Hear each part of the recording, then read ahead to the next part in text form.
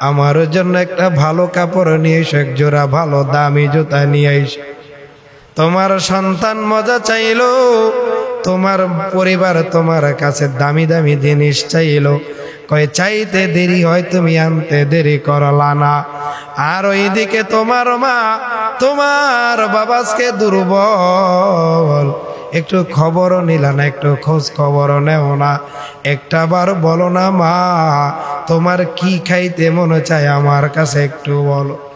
সন্তানটারে কোলে নিয়ে বললা বাবা আজকে তোমার জন্য বাড়িতে ফেরার পথে কি আনবো বলে দাও।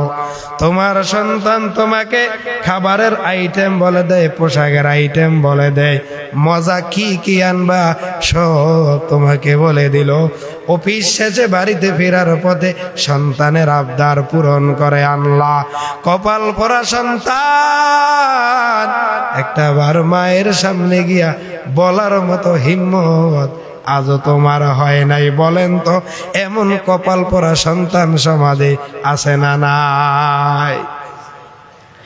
এই জন্য ভাইয়েরা আমার, আল্লাহর রাসূল সাল্লাল্লাহু আলাইহি ওয়াসাল্লাম মা বাবার গুরুত্ব নিয়ে বয়ান করতেছেন। সাহাবায়ে কেরাম আমার রাসূলের সামনে বসা, হঠাৎ একজন সাহাবী আমার মায়ার নবীকে ডাক দিয়া বললেন, ও পয়গম্বর, দুনিয়ার জীবনে আমার মা আছে, আমার বাবা আছে, আমার পরিবার আছে, শ্বশুর বাড়ি আছে, আপনজন অনেক আছে।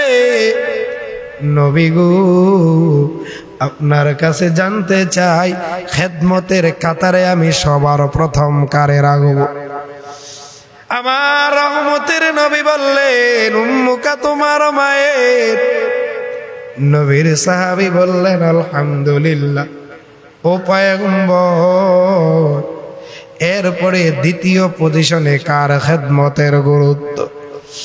মায়ার নবী বললেন, দ্বিতীয় সিরিয়ালেও তোমার মায়ের। সাহাবী দ্বিতীয়বার শুকরিয়া আদায় করলেন। এরপরে তৃতীয় সিরিয়ালটা জানতে চায়।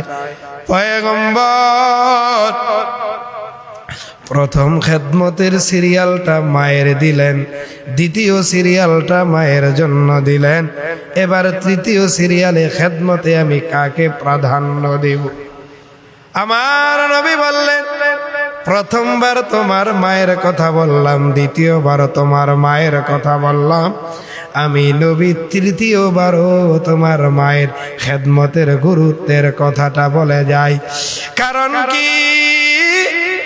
এই মা আমাকে একদিন নয়, 2 দিন নয়, টানা 10টা মাস এই পেটের মাঝে ধারণ করেছে। মায়ের এই কষ্টের ঋণ কোন সন্তান যদি গায়ের চামড়াটা কেটে কেটেও দিতে চায়, আমার মদিনার নবী বলেন গায়ের চামড়া খুলে ফেলবি মাগার মায়ের খেদমতের হক আদায় হবে না। খেদমতে মা দরফে দর কুন সুবহ শাম, তাকে বাসি দর্দ আলম নয় কোনম খেদমতে মা দরফে দর কুন ইখতিয়ার, তাকে বাসি দর্দ আলম বখতিয়ার। এরে সন্তান মা বাবার দোয়া নাও। মা এমন একজন পার্সন আমার আল্লাহ বানাইলেন, কয় কোন মা যদি আপন সন্তানের জন্য দোয়া করে, আমার আল্লাহ মায়ের দোয়া সন্তানের জন্য বিনা পর্দায় কবুল করে নেয়। মায়ের দোয়া লও হে মুমিন, মায়ের দোয়া লও, মায়ের দোয়া লও হে মুমিন, মায়ের দোয়া লও।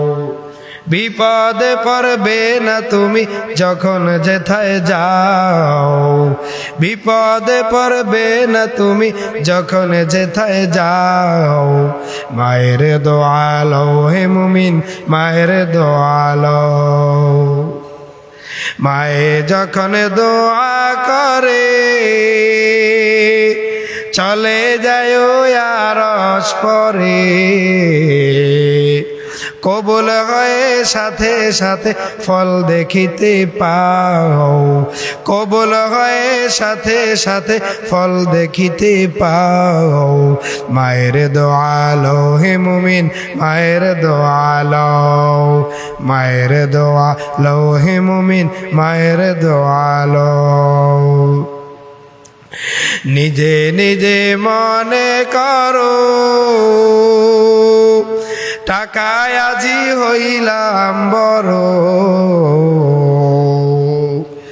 নিজে নিজে মনে করো টাকায় আজি হইলাম বড়,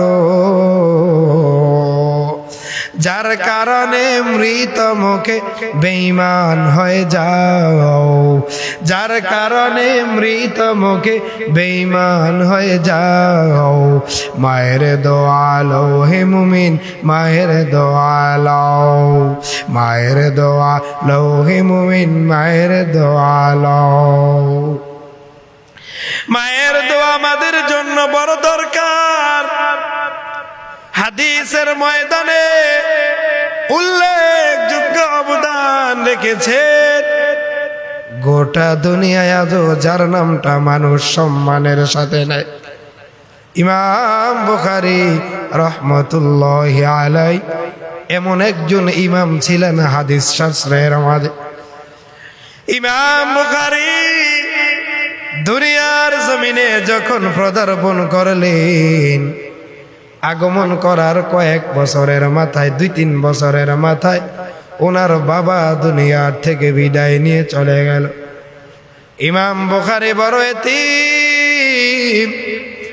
ওনার মা এবার কান্না করে, হায় রে মালিক, এত সুন্দর একটা সন্তান আমাকে দিয়েছো, এর মাঝে সন্তানটার এতিম করলা, আমাকে তুমি বিধবা বানাইলা, সন্তানের বাবাকে তুমি ডেকে নিয়ে গেলা রে আল্লাহ। আয় আল্লাহ, আজকের এই অসহায়ের দিন তুমি ছাড়া আমার আর আমার সন্তানের কেউ নাই। ইমাম বুখারী মায়ের কোলে লালিত পালিত হয়ে বড় হইতেছে। ও সন্তান, মায়ের দোয়াটাকে আজকে অবহেলা করো, মাকে 2 পয়সার মূল্যায়ন করো না। মায়ের গায়ের টান টান চামড়াটা তোমারে আমারে পালতে গিয়া লুজ হয়ে গেছে।